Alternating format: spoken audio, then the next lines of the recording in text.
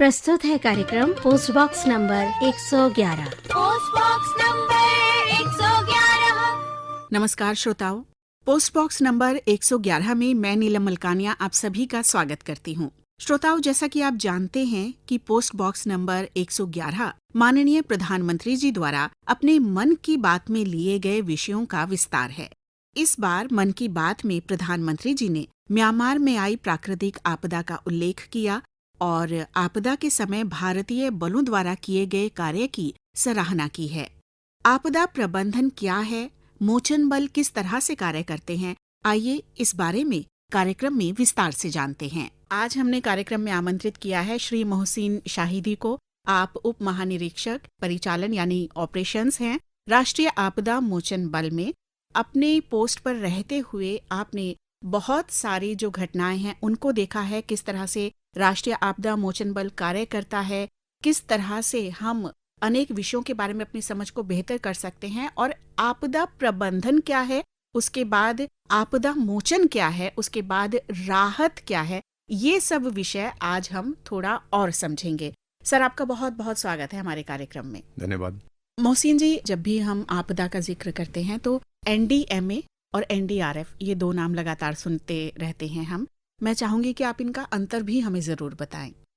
देखिए, आपदा में सबसे पहले जब डिजास्टर मैनेजमेंट एक्ट आया 2005 में, तो NDMA की स्थापना हुई। और NDMA जो है वो नेशनल डिजास्टर मैनेजमेंट अथॉरिटी, ये एक पॉलिसी बॉडी है। ये रेगुलेशंस बनाती है, गाइडलाइंस बनाते हैं कि डिजास्टर कैसे अटेंड करेंगे, किसका क्या रोल होगा। इसके लिए उन्होंने कई गाइडलाइंस बनाई है, जैसे नेशनल डिजास्टर मैनेजमेंट पॉलिसी बनाई है और अलग अलग सब्जेक्ट्स पर भी कई गाइडलाइंस इशू किया है। और समय समय पर जो आपदा आती है तो उसमें दिशा निर्देश देना इनका काम है। और इसके अलावा इसी तर्ज पर हर स्टेट में एक SDMA है, जो आदेश पारित होता है NDMA से, उसको ग्राउंड पर एनफोर्स करते हैं SDMAs। जहाँ तक NDRF का सवाल है, NDRF रिस्पॉन्स एजेंसी है। फ़र्क यह है कि वो पॉलिसी बॉडी है और NDRF रिस्पॉन्स एजेंसी है। तो डिजास्टर में जो कार्रवाई करनी है ग्राउंड पर, वो NDRF करती है। जी, तो राज्य स्तर पर भी ऐसा होता है कि जो SDRF टीम है वो SDMA से लगातार समन्वय में रहती बिल्कुल। SDMA जब कोई आपदा आती है तो सबसे पहले जो लोकल सोर्सेज हैं उनकी तैनाती करते हैं, जिसमें SDRF शामिल है। इसके अलावा जो बाकी एजेंसीज भी होती हैं, जैसे फायर सर्विसेज होते हैं और होम गार्ड्स हुए, सिविल डिफेंस हुए, उनकी तैनाती की जाती है। और अगर उनको लगता है कि डिजास्टर जो है वो डिस्ट्रिक्ट से या स्टेट के कंट्रोल से बाहर है, उसमें मदद चाहिए सेंटर की, तो NDRF को तैनाती की जाती है। और ऐसा अक्सर होता है कि कई बार डिस्ट्रिक्ट लेवल पर भी अगर सिचुएशन इस तरह की है जहाँ पर कोई फर्स्ट रिस्पॉन्डर नहीं है, तो वहाँ शुरुआत से ही NDRF तैनात की जाती है। जैसा कि हमने आपके परिचय में बताया कि राष्ट्रीय आपदा मोचन बल में आप उप महानिरीक्षक हैं, तो जब हम NDRF बोलते हैं तो NDRF से आम लोग क्या समझें? देखिए, NDRF जो है वो नेशनल डिजास्टर रिस्पांस फोर्स है जी। जो डिजास्टर है वो स्टेट सब्जेक्ट है। स्टेट फर्स्ट रिस्पॉन्डर होता है और जब भी घटना होती है और वहाँ पर ज़रूरत पड़ती है नेशनल फोर्स की, तो NDRF मौजूद रहती है, तत्पर रहती है। और हमारा कर्तव्य है कि जब भी कोई घटना हो तो उसमें मदद करें, कम्युनिटी की, डिस्ट्रिक्ट की, स्टेट की, और बड़े जो आपदा होती है उसमें सब मिल करके काम करते हैं। जी सर, जब हम आपदा कहते हैं तो इसमें हम कुछ नाम तो पहले से जानते हैं, जैसे बाढ़ हो गई, या फिर हम ये सोचें कि भूस्खलन हो गया, कहीं भूकंप की वजह से घर ढह गए हैं। इसके अलावा अगर हम आपदा को थोड़ा और समझना चाहें तो किस किस श्रेणी में हम इसे बांट सकते हैं? देखिए, दो मुख्य श्रेणी है आपदा की। एक तो जो बोलते हैं नेचुरल डिजास्टर्स, जिसमें मेट्रोलॉजिकल डिजास्टर्स होते हैं, आपको फ्लड वाटर रेस्क्यू ऑपरेशंस होते हैं, लैंडस्लाइड हो गया, अर्थक्वेक हो गया।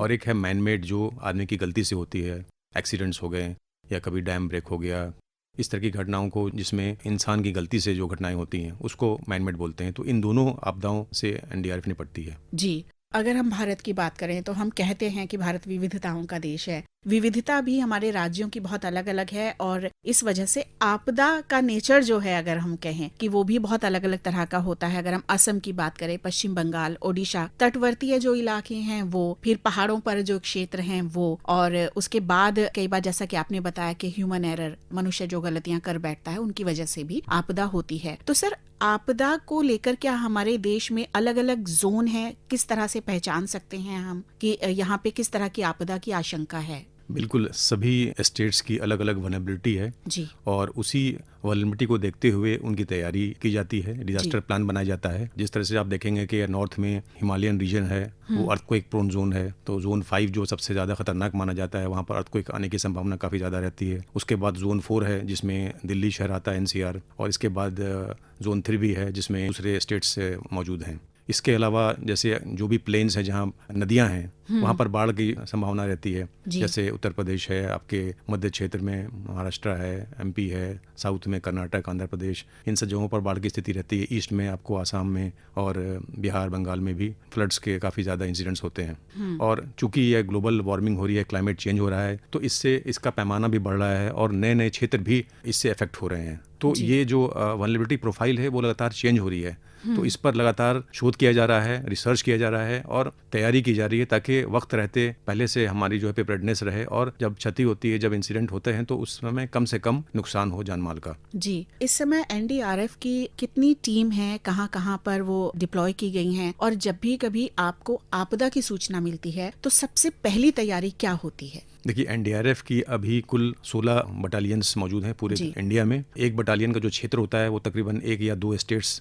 कवर करती हैं, और चूंकि 1-2 स्टेट्स कवर करना काफ़ी मुश्किल होता है, समय पर पहुंचना बहुत ज़रूरी होता है। इसको देखते हुए एक रीजनल रिस्पांस सेंटर का कंसेप्ट लाया गया, जिसमें कि 1-2 स्टेट्स इंपॉर्टेंट जो डिस्ट्रिक्ट्स हैं या वनरेबल लोकेशंस हैं उन पर टीमों को रखा गया। तो हमारे पास अभी फिलहाल 28 रीजनल रिस्पांस सेंटर्स भी हैं। उनसे हमें ये फ़ायदा होता है कि त्वरित कार्रवाई होती है, टीम्स पहुँच जाती हैं, और आपदा में सबसे इम्पोर्टेंट जो काम होता है वो है लाइव रेस्क्यू। लाइव रेस्क्यू तभी होगा जब हम गोल्डन आवर जिसको बोलते हैं या गोल्डन विंडो बोलते हैं। गोल्डन आवर का मतलब होता है कि जब कोई इंजर्ड है, खून बह रहा है, उसको अगर हम फौरन मेडिकल एड देंगे, पहला घंटा उसका गोल्डन आवर जो होता है वो बहुत क्रूशियल होता है मेडिकल एड के लिए। अगर वो दिया जाएगा तो उससे उसके बचने की संभावना काफ़ी बढ़ जाती है। इसी तरह से अगर कोई दबा हुआ है किसी मलबे में या रबल में, कोई अर्थक्वेक आया है या बिल्डिंग कोलैप्स हुआ है, उसमें 72 घंटे जो होते हैं वो माना जाता है, उसमें अगर खोज कर लिया जाए, उसको निकाल लिया जाए तो उसके बचने की संभावना है। तो ये टाइम कंसिडरेशन जो है इसको देखते हुए कार्रवाई होती है, और इसीलिए NDRF को इन सब जगहों पर प्लेस किया गया है। इसके अलावा SDRF भी हैं स्टेट्स में जो कि तैनात की जाती हैं और वो भी ये कार्रवाई करते हैं। जी। तो आप लोग समन्वय करते हैं आपस में, राष्ट्रीय आपदा मोचन बल और राज्य आपदा मोचन बल? जी। तो जैसे मैंने कहा आपको कि जब कोई घटना होती है या हमें जानकारी मिलती है, सभी NDRF यूनिट्स में अलर्ट टीम्स मौजूद रहती हैं 24/7।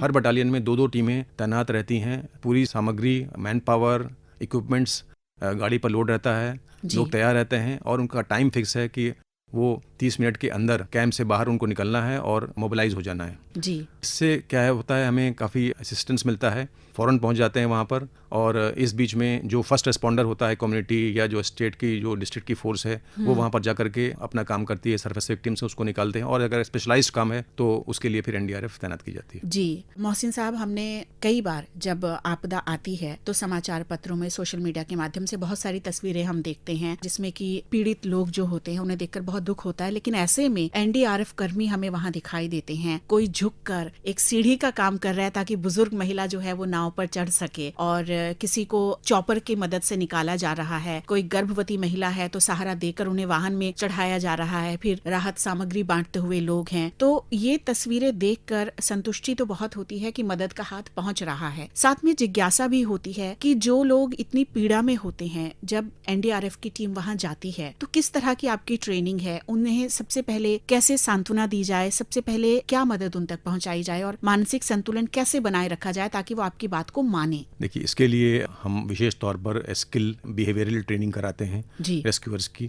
और उनको ये चीज़ बताया जाता है कि सिचुएशन जो है वो अलग हो सकती है, डिफिकल्ट हो सकती है, मगर उसको कंट्रोल करना एज ए प्रोफेशनल हमारा काम है, और जितनी भी मदद हो सकता है वो करना है, और इससे भागना नहीं है। तो आप देखेंगे कि जब भी डिजास्टर आता है तो लोग भागते हैं वहाँ से, और NDRF, SDRF या जो रिस्पॉन्स फोर्सेज है वो उसके नज़दीक जाती हैं, तो ये खतरा हमेशा रहता है जी। और इसी हमारे एटीट्यूड से जो है वो एक कॉन्फिडेंस पैदा होता है पब्लिक को कि हम जा रहे हैं, हम वहाँ पहुँच गए हैं तो हम उनको बचा सकते हैं। इसके अलावा जैसे आपने बताया कि कई महिलाएं होती हैं, अभी फिलहाल हमारे पास महिलाएं भी हैं जो NDRF में आ रही हैं। कभी ऐसा होता है कि जब महिलाएं नहीं हों और फ्लड वाटर रेस्क्यू में इवैक्यूएशन किया जा रहा है, और ऐसे सिचुएशंस हुए हैं जब हमारे इन्फ्लेटेड रबर बोट्स में गर्भवती महिलाओं ने बच्चों को जन्म दिया, और उसमें हमारे मेल रेस्क्यूअर्स ने मदद की, और बड़ी शालीनता के साथ, बड़ी इज्जत के साथ, जो क्योंकि वो ट्रेंड रेस्क्यूअर्स हैं, मेडिकल फर्स्ट रिस्पॉन्डर्स हैं, इसकी उनको सिखलाई भी दी जाती है और ऐसे कई वाक़े हुए जिसमें उन्होंने मदद की।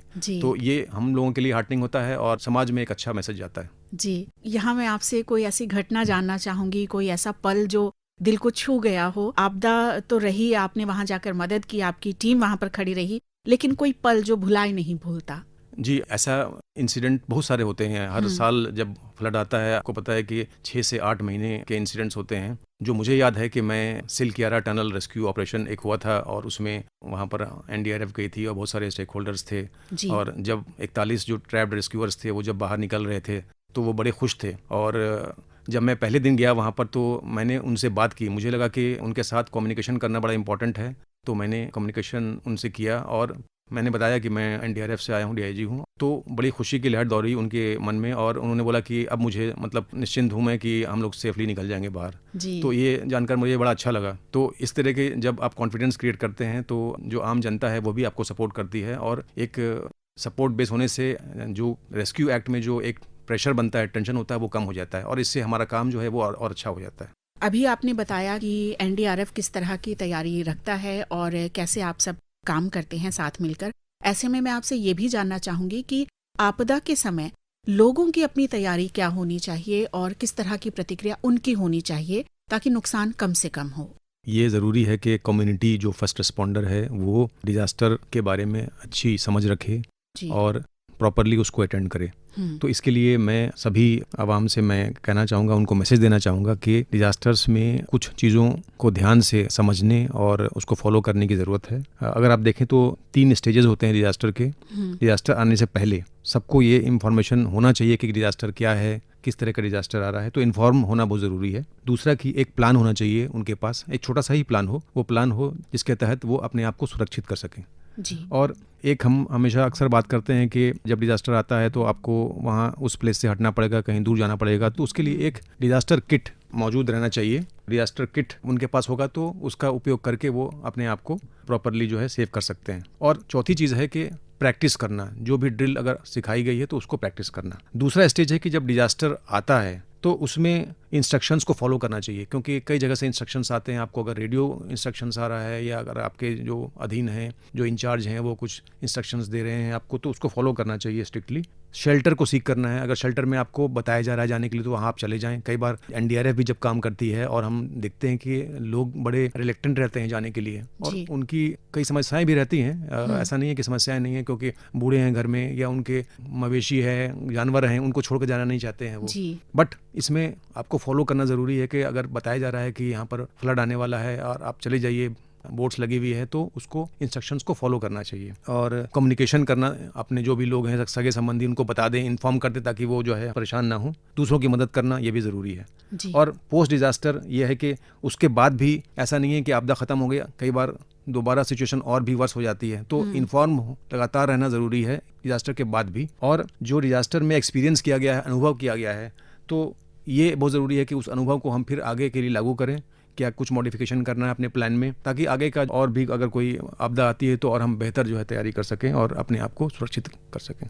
और साथ साथ ये भी ज़रूरी है कि एक दूसरे की मदद करें, क्योंकि जब आप कम्युनिटी में रह रहे हैं और देख रहे हैं आपके सामने कोई फंस गया है तो उसको भी आप क्या मदद कर सकते हैं, उसमें भी कम्युनिटी का एक बहुत बड़ा रोल है। इसके लिए हम क्या करते हैं कि कम्युनिटी अवेयरनेस प्रोग्राम्स कराती है एनडीआरएफ। जगह जगह पर जाकर के जो कम्युनिटी के लोग हैं उनकी लोकल वल्नरेबिलिटी है उसके अनुसार उनको बताया जाता है, ज्ञान दिया जाता है। इसके अलावा स्कूल सेफ्टी प्रोग्राम्स भी कराते हैं, जहाँ पर स्कूल में जाते हैं और उनको खासकर जैसे कि फ्लड है या अर्थक्वेक है तो उसमें किस तरह की कार्रवाई करनी है, उनको कैसे अपने आप को बचाना है, ये सब हमारे छोटे छोटे मॉड्यूल्स ये चलते रहते हैं लगातार। तो इससे हमारा ओवरऑल एम है कि जनता है उसको जागरूक किया जाए, जिससे कि हमारा जो एक कार्रवाई है उनका भी एक रोल रहे। जी, क्या कभी इंफ्रास्ट्रक्चर को लेकर आपके मन में ये बात आई कि इसमें कुछ बदलाव हो ताकि बेहतर तरीके से जो आपदा है उससे बचाव हो सके हमारा? बिल्कुल, देखिए ये जो इनिशियल होता है प्लानिंग और मिटिगेशन, हालांकि एनडीआरएफ का जो रोल है वो है प्रिपेयर्डनेस और रिस्पांस पार्ट, मगर जो डिजास्टर साइकिल होता है उसमें प्लानिंग और मिटिगेशन ये इनिशियल स्टेजेस होते हैं। इसमें जो एडमिनिस्ट्रेशन है उनका रोल होता है, जो वर्कशॉप्स होते हैं उसमें हम अटेंड करते हैं, उनको अपने जो हमारे ऑब्जर्वेशंस हैं, जो हमारे एक्सपीरियंसेस उसको शेयर करते हैं। तो इसमें जाहिर सी बात है कि काफ़ी गुंजाइश है इसमें इम्प्रूवमेंट करने की। खासतौर पर अगर आप देखें अर्थक्वेक, तो अर्थक्वेक में जो कमज़ोर अगर बिल्डिंग होती है, न्यू कमज़ोर होती है, तो कोलैप्स कर जाती है। जैसे म्यांमार में अगर आप देखेंगे कि जो बिल्डिंग्स थी, कई बिल्डिंग्स खड़ी हुई हैं और उसके बगल में ही एक बिल्डिंग धराशायी होगी, दूसरी बिल्डिंग खड़ी हुई है। तो इसमें साफ जाहिर है कि एक बिल्डिंग का जो न्यू था या कुछ स्ट्रक्चर था वो कमज़ोर था, तो इसको इम्प्रूव करने की ज़रूरत है। रेट्रोफिटिंग की बात होती है कि उसको स्ट्रॉन्ग करना है, जो पुरानी बिल्डिंग्स हैं, और नए बिल्डिंग्स जो हैं या क्रिटिकल इंफ्रास्ट्रक्चर हैं वो स्ट्रॉन्ग होने चाहिए। जी, आपने म्यांमार का जिक्र किया है, तो यहाँ हम अपने श्रोताओं को माननीय प्रधानमंत्री जी ने मन की बात में म्यांमार के बारे में जो बताया है और किस तरह से भारतीय बल वहाँ पहुंचे, कैसे मदद की, क्या प्रधानमंत्री जी ने कहा है, ये हम सुनवाना चाहेंगे। साथियों, पिछले महीने म्यांमार में आए भूकंप की खौफनाक तस्वीरें आपने जरूर देखी होगी। भूकंप से वहां बहुत बड़ी तबाही आई। मलबे में फंसे लोगों के लिए एक एक सांस, एक एक पल कीमती था। इसलिए भारत ने म्यांमार के हमारे भाई बहनों के लिए तुरंत ऑपरेशन ब्रह्मा शुरू किया। एयरफोर्स के एयरक्राफ्ट से लेकर नेवी के शिप्स तक म्यांमार की मदद के लिए रवाना हो गए। वहां भारतीय टीम ने एक फील्ड हॉस्पिटल तैयार किया। इंजीनियरों की एक टीम ने अहम इमारतों और इंफ्रास्ट्रक्चर्स को हुए नुकसान का आकलन करने में मदद की।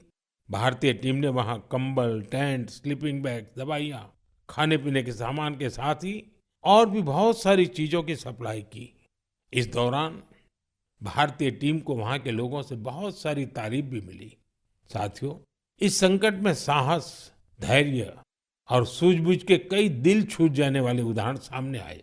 भारत की टीम ने 70 वर्ष से ज्यादा उम्र की एक बुजुर्ग महिला को बचाया, जो मलबे में 18 घंटों से दबी हुई थी। भारत से गई टीम ने उनके ऑक्सीजन लेवल को स्टेबल करने से लेकर फ्रैक्चर के ट्रीटमेंट तक इलाज की हर सुविधा उपलब्ध कराई। जब इस बुजुर्ग महिला को अस्पताल से छुट्टी मिली तो उन्होंने हमारी टीम का बहुत आभार जताया। वो बोली कि भारतीय बचाव दल की वजह से उन्हें नया जीवन मिला है। बहुत से लोगों ने हमारी टीम को बताया कि उनकी वजह से वो अपने दोस्तों और रिश्तेदारों को ढूंढ पाए। साथियों, भूकंप के बाद म्यांमार में मांडले की एक मॉनेस्ट्री में भी कई लोगों के फंसे होने की आशंका थी। हमारे साथियों ने यहाँ भी राहत और बचाव अभियान चलाया। इसकी वजह से उन्हें बौद्ध भिक्षुओं का ढेर सारा आशीर्वाद मिला। हमें ऑपरेशन ब्रह्मा में हिस्सा लेने वाले सभी लोगों पर बहुत गर्व है।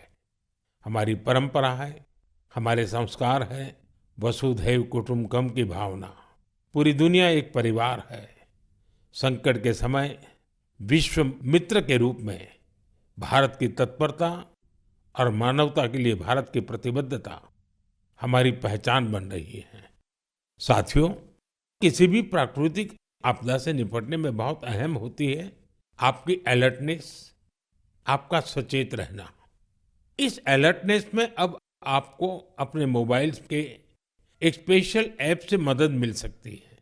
ये ऐप आपको किसी प्राकृतिक आपदा में फंसने से बचा सकते हैं और इसका नाम भी है सचेत। सचेत ऐप भारत की नेशनल डिजास्टर मैनेजमेंट अथॉरिटी ने तैयार किया है। बाढ़, साइक्लोन, लैंडस्लाइड, सुनामी, जंगलों की आग, हिमस्खलन, आंधी, तूफान या फिर बिजली गिरने जैसी आपदाएं हो, सचेत ऐप आपको हर प्रकार से इन्फॉर्म और प्रोटेक्टेड रखने का प्रयास करता है। इस ऐप के माध्यम से आप मौसम विभाग से जुड़े अपडेट्स प्राप्त कर सकते हैं। खास बात यह है कि सचेत ऐप क्षेत्रीय भाषाओं में भी कई सारी जानकारियां उपलब्ध कराता है। इस ऐप का आप भी फायदा उठाएं और अपने अनुभव हमसे जरूर साझा करें। श्रोताओं, आप सुन रहे हैं पोस्ट बॉक्स नंबर 111 और आज हम बात कर रहे हैं कि आपदा के समय हमारा अपना व्यवहार क्या होना चाहिए, किस तरह की मदद हमें एनडीआरएफ से मिलती है। और ये बातचीत चल रही है मोहसिन जी से, जो कि डीआईजी हैं एनडीआरएफ में। आपको क्या लगता है बदलते दौर में क्या अलग तरह की चुनौतियां एनडीआरएफ के सामने हैं? किस तरह का बदलाव अभी आप देख रहे हैं अगर हम पहले के समय से तुलना करें तो? बिल्कुल, जैसे हमने बताया कि ग्लोबल वार्मिंग और जो क्लाइमेट चेंज हुआ है उसमें अभी एक तो जो इंटेंसिटी है डिजास्टर की वो बढ़ गई है, सीवियरिटी बढ़ गई है, जो प्रोबेबिलिटी थी उसमें भी फेरबदल हो रहा है, और कितनी तेज़ किस समय आपदा आ जाए ये भी एक बड़ा क्रिटिकल सिचुएशन रहता है जी। तो ये एक डायनेमिक्स जो है उसके लिए हमको तैयार रहना पड़ता है। इसमें अच्छी बात यह है कि जैसे अर्ली वार्निंग एजेंसीज़ हैं अभी उन्होंने काफ़ी अच्छा अभी इम्प्रूव किया है। खासकर जैसे मैं अगर बात करूं साइक्लोन की तो साइक्लोन में नियर परफेक्ट फोरकास्ट होता है जिसकी वजह से हम फौरन वहाँ पर प्री पोजिशनिंग कर देते हैं अपने टीम्स को। इवैक्यूएशन पहले से हो जाता है लैंडफॉल आने से पहले। और आप देखेंगे कि कुछ समय पहले 2023 में बिपरजॉय साइक्लोन आया था गुजरात में जिसको जीरो कैजुअलिटी साइक्लोन बोलते हैं, एक भी कैजुअलिटी नहीं हुई। तो ये एक हमारा एक अचीवमेंट है। मैं यहाँ पर आपसे मोहसिन जी ये भी जानना चाहूँगी कि अगर कुछ लोग जिन्हें कभी स्कूल में इस तरह की ट्रेनिंग नहीं मिली है या वो एनसीसी के कैडेट्स रहे हैं, एनएसएस के छात्र रहे हैं और वो मदद करना चाहते हैं सोसाइटी की, तो क्या कहीं से कोई सर्टिफिकेट कोर्स होता है, कुछ इस तरह की ट्रेनिंग है जो वो ले सकते हैं ताकि वो मदद कर सकें दूसरों की? जी देखिए, अगर एनडीआरएफ की बात करें तो एनडीआरएफ में हमने कुछ ई कंटेंट्स डेवलप किया है जिसमें रीजनल लैंग्वेजेस में भी 12-13 लैंग्वेजेस में उसको कन्वर्ट भी किया गया है जी। और उसमें अलग अलग मॉड्यूल्स हैं फ्लड्स के लिए, अर्थक्वेक के लिए और जितने डिजास्टर्स हैं। तो ये मॉड्यूल्स को अगर पढ़ेंगे और उसके ऊपर असेसमेंट टेस्ट भी होता है तो उससे बड़ा फ़ायदा होगा, जानकारी होगी। ये कार्रवाई एक वॉलंटियर कर सकते हैं। यूट्यूब पर भी ये अभी मौजूद है। इसके अलावा जो गवर्नमेंट सर्वेंट्स हैं उनको भी हम हिदायत देते हैं कि वो भी ये मॉड्यूल्स को अटेंड करें ताकि उनकी जो है ज्ञान वर्धन हो जी। इसके अलावा जो एनडीएमए खास तौर पर है वो एनडीएमए वॉलंटियर्स को आपदा मित्र होते हैं, आपदा सखी, इन लोगों की भी ट्रेनिंग कराते हैं मास्टर ट्रेनर्स के थ्रू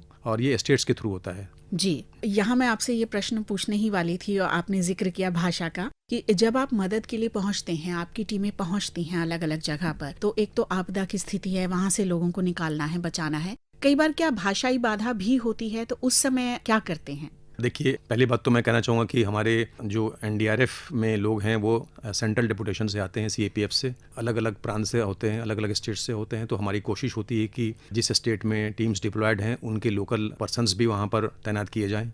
इसके अलावा लोकल रेप्स भी हम मांगते हैं स्टेट से। जब डिस्ट्रिक्ट में जाते हैं तो डीएम, डीसी लोकल रेप्स को मुहैया कराते हैं और वो हमें मदद करते हैं। और जब ये भी अगर सिचुएशन नहीं होती है, कोई दिक्कत होती है, तो आप जानते हैं कि जो सांकेतिक भाषा होती है, साइन लैंग्वेज, वो बड़ी मददगार होती है। और ऐसे ही कई वाकया आए हमारे अभी फ़िलहाल म्यांमार में, जब हमारे टीम ने बताया कि हिंदी नहीं जानते थे, वो इंग्लिश भी नहीं जानते थे, तो कई बार साइन लैंग्वेजेस में उन्होंने इंडिकेट किया और वो कार्य कर पाए जी। मोहसिन जी, आपके काम को और बेहतर तरीके से समझने के लिए मैं यहाँ ये जानना चाहूँगी कि कौन कौन सी एजेंसियां हैं जब लगातार आप समन्वय बनाकर रखते हैं ताकि आपदा के समय बेहतर तरीके से लोगों की मदद की जा सके? जी, इसमें देखिए, सबसे पहले तो हमारा जो इम्पोर्टेंट रोल होता है वो होता है अर्ली वार्निंग एजेंसीज के साथ जी। जिसमें IMD है, CWC है, GSI है, DGRE है, इनक्वेस हैं। ये सारे हमें इंफॉर्मेशन देते हैं, इनपुट्स देते हैं।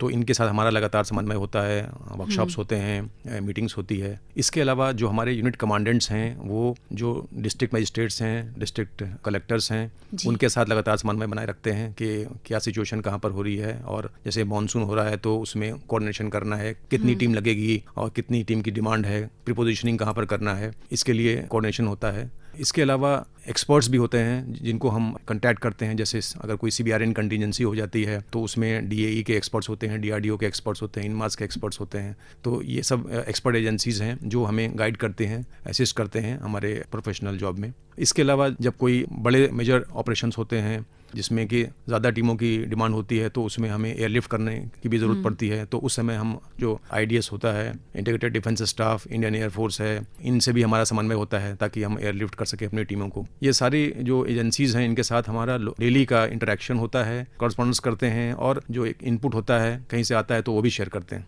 जी, अक्सर हम देखते हैं कि आपदा के समय कुछ राहत सामग्री बांटी जा रही है। भोजन के पैकेट होते हैं, सर्दियों में कंबल है और कुछ गर्म कपड़े होते हैं या दवाएं होती हैं। तो इसके पीछे जो है वो मैं जानना चाहूंगी कि कितनी मेहनत होती है, कैसे ये तय किया जाता है कि किन किन चीजों की जरूरत है और किस तरह से उसका वितरण किया जाता है। देखिए, ये जो कार्रवाई होती है वो डिस्ट्रिक्ट में डीएम के अधीन होती है जी, और उसमें डीएम के अपने रिसोर्सेज होते हैं। उसके अलावा मैं आपसे बताना चाहूँगा कि एनडीआरएफ में भी एक एनडीआरआर है, नेशनल डिजास्टर रिस्पांस रिजर्व, जिसमें इन्वेंट्री है, सामान खरीद करके रखे जाते हैं। इसमें हम इम्पोर्टेंट जो डिजास्टर रिलेटेड सामग्री है उसको खरीदते हैं, जैसे टेंट्स हैं, दवाइयाँ हैं या कोई यूटिलिटी आइटम है, इंडिविजुअल किट्स हैं। आपदा में अगर कोई इफेक्ट हो जाता है तो उसके पास जो मिनिमम चीज़ चाहिए 10-12 इंपॉर्टेंट आइटम्स, उसकी एक किट बनाई जाती है, वो हम मौजूद हमारे पास रहता है। तो अगर स्टेट्स डिमांड करें तो हम वो उनको मुहैया कराते हैं। और रेस्क्यू रिलीफ में जो डिस्ट्रीब्यूशन करना होता है उसमें वॉलंटियर्स की मदद से हम भी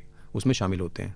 और जाहिर सी बात है ये टफ सिचुएशन होता है, बिकॉज जब भी कोई डिजास्टर होता है तो उसमें सबसे पहला काम होता है कि रेस्क्यू में जब रिलीफ उसको पहुंचाया जाए तो एक शांत हो जाता है और एक सेटिस्फैक्शन लेवल भी इम्प्रूव हो जाता है। तो इसमें कई बार लॉ एंड ऑर्डर सिचुएशन भी आ जाती है, तो उसमें फिर हमारे पुलिस, लोकल पुलिस है या अदर एजेंसीज हैं, वो भी मदद करते हैं। जी, क्या कभी ऐसा भी हुआ कि किसी क्षेत्र में आपदा के समय एनडीआरएफ की टीम पहुंची और उस वक्त लोगों की मदद की गई, लेकिन बाद में आपकी टीम के मेंबर जो हैं वो किसी वजह से बीमार हुए या वो चोटिल हो गए, कभी ऐसा होता है? ऐसी घटना कभी कभार हुई है। और ख़ासकर मैं बताऊंगा कि फ्लड वाटर रेस्क्यू में चूंकि हमारे जो रेस्क्यूअर्स हैं वो लगातार पानी में रहते हैं, तो उनको भी वाटर बॉर्न डिजीजेस कई बार हो जाते हैं, उसका ध्यान रखना पड़ता है जी, और उसका ट्रीटमेंट होता है। इसलिए जो हमारा एक मेडिकल सेटअप है वो भी लगातार इसके ऊपर मॉनिटर करते हैं कि जब सीज़न शुरू हो रहा है तो आपको क्या एक्शन लेना है और बाद में जब आपने डी-इंडक्ट कर लिया तो उसके बाद क्या कार्रवाई करनी है, ताकि जो समस्या है उसको वक्त रहते ही आप डील कर सकें और वो बढ़े ना। जी, हमने कई बार इस तरह की खबरें सुनी हैं कि कहीं मलबे में कोई बच्चा दबा हुआ था या कोई वृद्ध व्यक्ति थे और ऐसा मान लिया गया कि अब वो जीवित नहीं है, लेकिन 2 या 3 दिन बाद उनको जीवित निकाला गया। तो आपने जैसे गोल्डन आवर की बात की, मैं चाहूंगी कि एक बार फिर से आप इस बारे में हमें बताएं और ये भी बताएं कि क्रूशियल 2 दिन जो होते हैं बहुत महत्वपूर्ण, या 3 दिन, ये साइंस क्या है, इसके बारे में थोड़ा सा हमें बताएं। देखिए, इसमें जो ये माना जाता है, खासकर जब बिल्डिंग कोलैप्स होता है अर्थक्वेक की वजह से या लैंडस्लाइड या नॉर्मल बारिश होती है उसमें भी बिल्डिंग कोलैप्स हो जाता है। तो बिल्डिंग कोलैप्स में एक पैनकेक कोलैप्स होता है जिसमें कि पूरी बिल्डिंग एक के ऊपर एक जो फ्लोर्स होते हैं वो समा जाते हैं, उसमें बचने की संभावना काफ़ी कम रहती है। और एक जो होता है वो लीन टू कोलैप्स होता है, बिल्डिंग टेढ़ी हो गई, बीम गिर गया, उसमें कुछ वॉइड्स पैदा होते हैं। तो उस वॉइड्स में बोलते हैं कि वॉइड ऑफ लाइफ है, वो उसमें लाइफ हो सकती है ऐसे जगह पर। तो इसीलिए जब अर्थक्वेक आता है या इस टाइप की जब सिचुएशन होती है तो उसमें पिलर्स के पास खड़ा होना चाहिए, ताकि अगर वो कोई वॉइड बने अगर तो उसमें आदमी बच सकता है जी। तो ऐसी सिचुएशंस कई बार आती है जहाँ पर वहाँ पर लोग फंसे होते हैं और हमें पहुँचने में टाइम लगता है, बिकॉज मल्टी फ्लोर कोलैप्स हुआ है तो फ़ौरन हम पहुँच नहीं सकते हैं। उसमें रेस्क्यूअर्स की भी सेफ्टी रखना है और यही ध्यान रखते हुए कि अंदर कोई फंसा हुआ है, मलबे को आहिस्ता आहिस्ता निकालना है। तो ये बड़ा एक कठिन काम होता है और ऐसे मिरेकल्स हमेशा होते हैं। जी, इस तरह की घटनाएं आप देखते हैं और सच में मिरेकल ही इसे कहा जाएगा।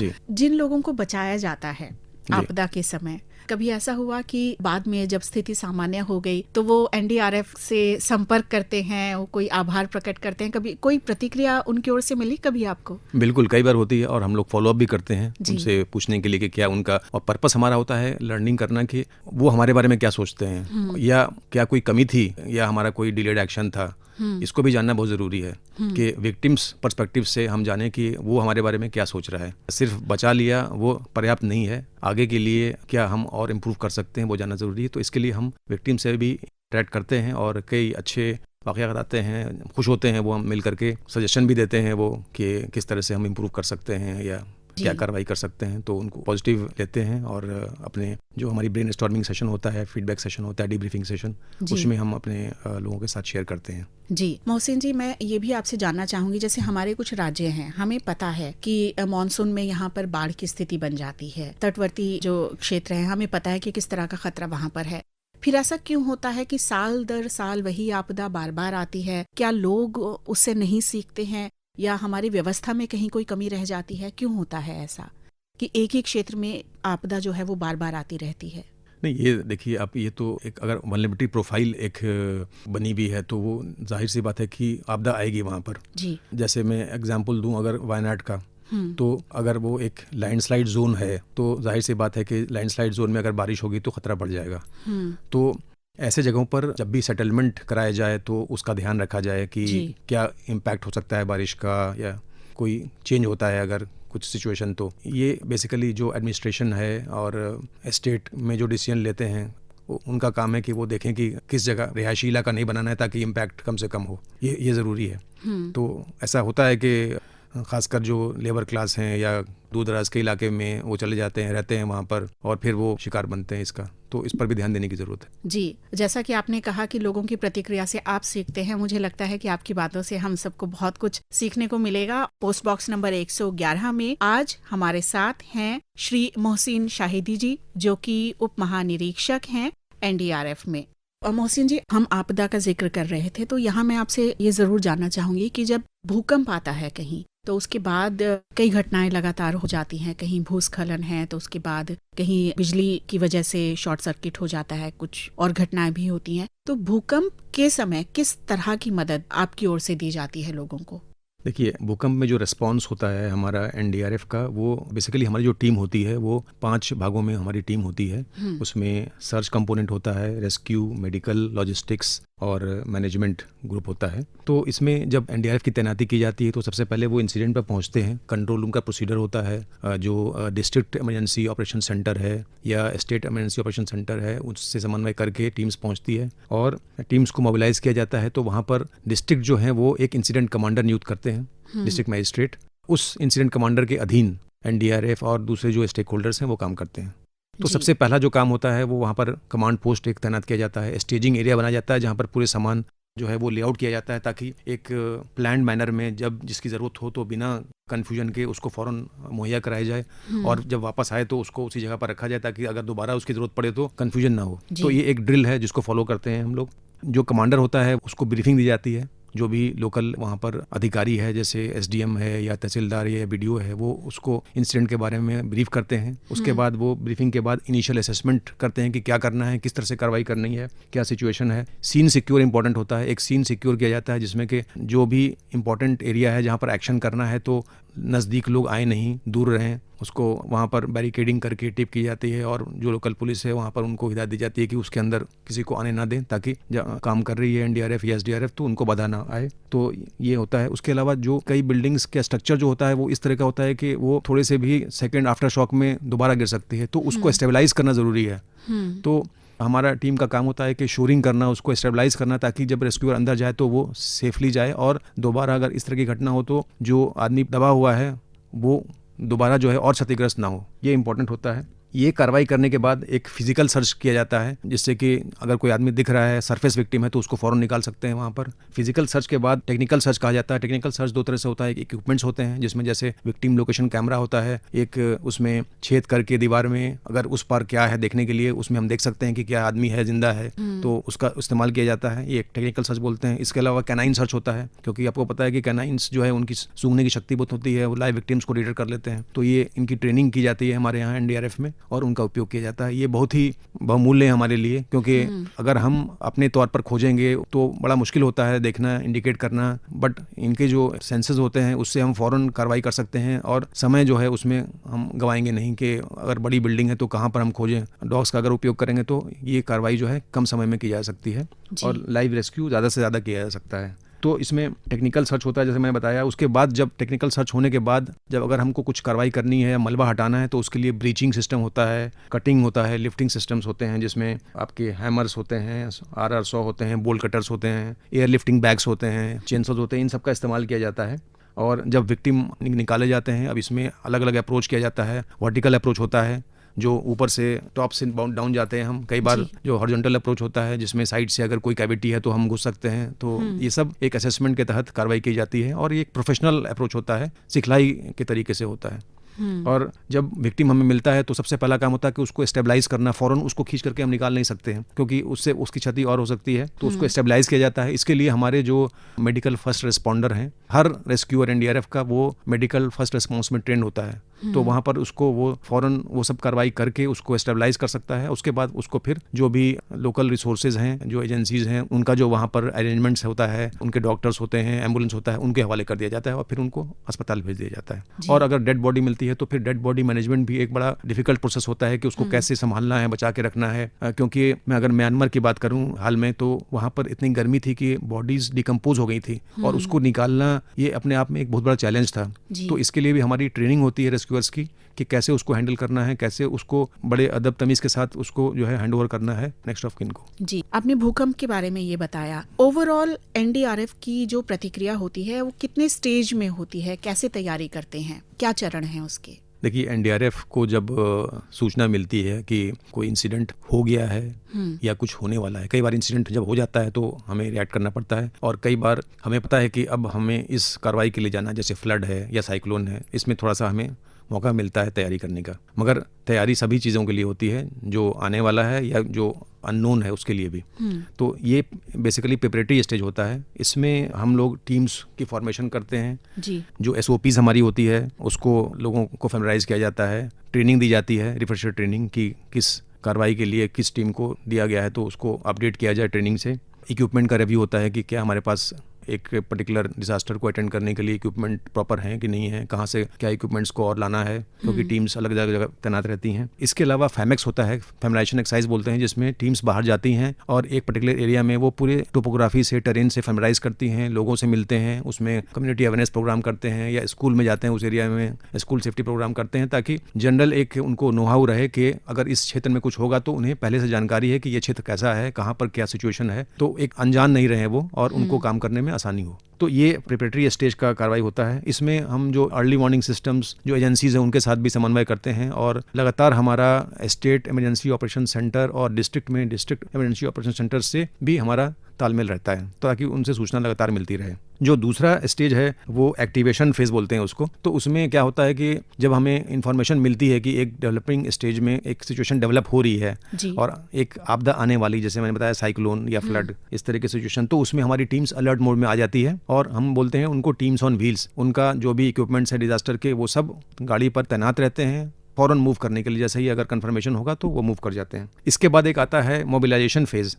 इसमें बेसिकली हम प्रीपोजिशनिंग कर देते हैं टीम्स को, अगर हमें पहले से एडवांस इन्फॉर्मेशन है तो, और अगर एडवांस इन्फॉर्मेशन नहीं है तो टीमें फौरन कैंप से निकल जाती हैं। इसमें जो लोकल स्टेक होल्डर्स हैं, जैसे डिस्ट्रिक्ट में आपके मजिस्ट्रेट हैं या उनके अधीन जो एसडीएम, एडीएम, बीडीओज हैं, तहसीलदार हैं, उनसे समन्वय करते हैं हमारी टीम्स और वहाँ पर पहुँच जाती हैं। पहुँचने के बाद ऑपरेशन फेज़ आता है। एक ऑपरेशन फेज़ में बेसिकली हम लोग तैयारी करते हैं, जैसे उसमें बताया कि बेस ऑफ ऑपरेशन बनाया जाता है, एक स्टेजिंग एरिया बनाते हैं जहाँ पर सामान वगैरह लेआउट करते हैं। On site command control room होता है जिससे हम कंटैक्ट कर सकते हैं, कम्युनिकेशन कर सकते हैं अपने बेस से, और फिर ऑपरेशन होता है। ऑपरेशन के बाद एक डीमोबिलाइजेशन बोलते हैं या डी इंडक्शन करते हैं, जिसमें जब नॉर्मल सिचुएशन हो गई तो जो लोकल एजेंसीज हैं उनको हम हवाले कर देते हैं सिचुएशन को और फिर टीम्स वापस आ जाती हैं, उनकी डीब्रीफिंग होती है। और कई बार जो हमने पहले डिस्कस किया कि कई बार आपदा में हमारे जो रेस्क्यूअर्स हैं लगातार एक ग्रेव सिचुएशन से गुजरते हैं तो उनको भी काउंसलिंग की जरूरत पड़ती है कई बार। तो हम भी कई बार साइकोलॉजिस्ट को बुलाते हैं और उनका एक काउंसलिंग करते हैं ताकि वो जल्द से जल्द नॉर्मलाइज हो जाए और अगले आपदा के लिए तैयार रहें। क्योंकि बहुत दर्द में वो लोगों को देखते हैं और बहुत नज़दीक से वो सारी चीज़ें देखने के बाद हैंडल भी करना होता है, मदद भी देनी होती है, तो जाहिर सी बात है कि खुद को भी संतुलित रखना बेहद ज़रूरी है। यहाँ पर मैं आपसे सचेत ऐप के बारे में जानना चाहूंगी, क्योंकि माननीय प्रधानमंत्री जी ने मन की बात में ये कहा है कि ऐप से लोगों को बहुत मदद मिल सकती है, तो आपके माध्यम से लोगों को इसके बारे में जानकारी मिलनी चाहिए ज़रूर। जी देखिए, इसमें एनडीएमए ने एक नेशनल प्रोजेक्ट एक बनाया है जिसमें को बोलते हैं कॉमन अलर्ट प्रोटोकॉल जी, कैप। तो कैप में बेसिकली उसका जो एक एम है वो है कि जितनी भी अलर्ट एजेंसीज हैं, जिसमें आईएमडी है, सीडब्ल्यूसी है या इनक्वेस है जो सुनामी के बारे में वार्निंग देते हैं, या डीजीआरई है जो अवलांच के बारे में वार्निंग देते हैं, इन सब से जो ये इनपुट्स आता है तो उसको एक कॉमन प्लेटफॉर्म पर एक ऐप के जरिए, जिसका नाम है सचेत ऐप, उसके जरिए जो कॉमन मासेस हैं उसको कम से कम समय में पहुंचाया जा सके, ये इसका एम है। और इसमें एक एरिया डिसाइड किया जाता है कि किस एरिया में किसको इन्फॉर्मेशन देना है, और वो एक पॉलीगन डिसाइड किया जाता है, और उस क्षेत्र में जितने भी मोबाइल होंगे सेल ब्रॉडकास्ट के थ्रू वो ये इन्फॉर्मेशन पहुंचाई जाती है। तो इससे एक फायदा होता है कि लोग पहले से अलर्ट हो जाते हैं टाइमली, और इससे जान माल का नुकसान कम होगा। अच्छा, कई बार अलग अलग क्षेत्रों में मॉक ड्रिल्स होती हैं, लेकिन कुछ लोग उसमें भाग लेने से चूक जाते हैं, कई बार झिझक भी होती है, और कई बार एक तरह का ये परसेप्शन भी होता है कि कुछ होगा नहीं, इनसे कोई मदद नहीं मिलेगी। लेकिन मॉक ड्रिल की क्या भूमिका है? आपदा के समय किस तरह से मॉक ड्रिल की वजह से हमें मदद मिल सकती है, ये आप जरूर बताएं। देखिए, ये बिल्कुल बहुत ही इम्पोर्टेंट एस्पेक्ट है प्रिपरेशन का। मैं आपको बताना चाहूँगा कि एनडीआरएफ दूसरे स्टेक होल्डर्स के साथ पूरे वर्ष एक कैलेंडर होता है, उसके तहत मॉक ड्रिल्स करती है, जिसमें स्टेट लेवल के मॉक एक्सरसाइजेस शामिल हैं, डिस्ट्रिक्ट लेवल के मॉक एक्सरसाइज शामिल हैं, रेलवेज के साथ करते हैं हम, जो रोपवेज होता है उस पर भी कार्रवाई होती है हमारी, सी पोर्ट्स, लैंड पोर्ट्स, और अलग अलग कंटीजेंसीज पर, अलग अलग सिनेरियोज पर होता है। जैसे अगर कोई रेलवे एक्सीडेंट हो गया, या कोई फ्लड इंसिडेंट्स है, कोई सीबीआरएन के इंसिडेंट्स है, इन सब पर ये ड्रिल्स होती है। ये इंपॉर्टेंट इसलिए है क्योंकि जो वल्नरेबिलिटी प्रोफाइल है सबकी, अगर हम तैयारी नहीं करेंगे और सिनेरियो को समझेंगे नहीं और उसके चैलेंज को नहीं समझेंगे, तो फिर जब आपदा आएगी तो उस समय प्रॉब्लम रहेगी। और खासकर सबसे बड़ा जो प्रॉब्लम होता है वो है समन्वय का, इंटर एजेंसी कोऑर्डिनेशन बहुत इंपॉर्टेंट है। तो मॉक एक्सरसाइज से एक तो क्लैरिटी आ जाती है कि रोल क्या है हर एजेंसीज का, उसमें आम आदमी भी है, कम्युनिटी भी है, वॉलंटियर्स भी है, और रिस्पॉन्स एजेंसीज भी हैं। उसके अलावा जो कोऑर्डिनेशन करना है, किसको क्या चीज़ मुहैया कराना है, अगर कोई वर्ष के सिनेरियो हो गया तो इन सब की तैयारी होती है।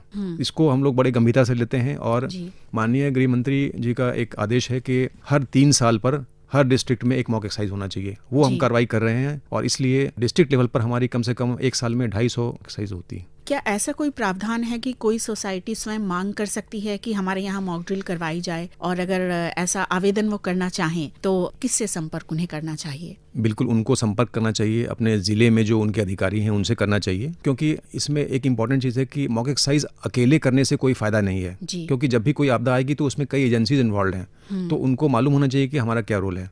तो अगर उनको लगता है किसी भी एरिया में कि हमको मॉक एक्सरसाइज करना चाहिए, ये हमारा आपदा हो सकती है, तो वो जो उनके अधिकारी हैं वहाँ पर तहसील लेवल पर, डिस्ट्रिक्ट लेवल पर, उनसे समन्वय करें, और एनडीआरएफ इसमें शामिल हो सकती है, इसमें कोई इशू नहीं है। जी, मैं आपसे ये जानना चाहूंगी कि रेडियो की क्या भूमिका है आपदा जब आती है उस समय, क्या आप मानते हैं? बिल्कुल, कम्युनिकेशन तो एक इम्पॉर्टेंट रोल प्ले करता है इंफॉर्मेशन शेयर करने में, डिसेमिनेट करने में, और इससे जो पैनिक हो सकता है उससे आदमी बच सकता है। तो इसलिए ये कम्युनिकेशन बहुत इंपॉर्टेंट है, रेडियो कम्युनिकेशन। और अभी फिलहाल जो है वो एक नया ट्रांजिशन चल रहा है, जिसमें कि हम लोग ज़्यादातर मोबाइल 8 पर निर्भर हैं, मगर मुझे लगता है कि रेडियो की भी बहुत अपनी जो है अहमियत है, और ये एक इम्पॉर्टेंट मीडियम रहेगा हमेशा इंफॉर्मेशन डिसेमिनेट करने के लिए। जी, कोशिश यही रहनी चाहिए हम सभी की कि प्राकृतिक आपदा जो है उसका बेहतर तरीके से सामना किया जाए, लेकिन जो मनुष्य जनित आपदा है वो कम से कम हो, अपनी गलतियां हम लगातार सुधारते रहें। और राष्ट्रीय आपदा मोचन बल का जैसे आदर्श वाक्य है कि आपदा सेवा सदैव सर्वत्र, तो जहां आपदा के समय सेवा के लिए तैयार रहते हैं, हमेशा उपस्थित रहते हैं। तो इसी तरह से आज हमारे साथ थे उप महानिरीक्षक परिचालन राष्ट्रीय आपदा मोचन बल जनाब मोहसिन शाहिदी। इसी के साथ मैं नीलम मलकानिया, कार्यक्रम प्रोड्यूसर शाहनवाज खान के साथ पोस्ट बॉक्स नंबर 111 से आप सभी से लेती हूँ अनुमति। नमस्कार।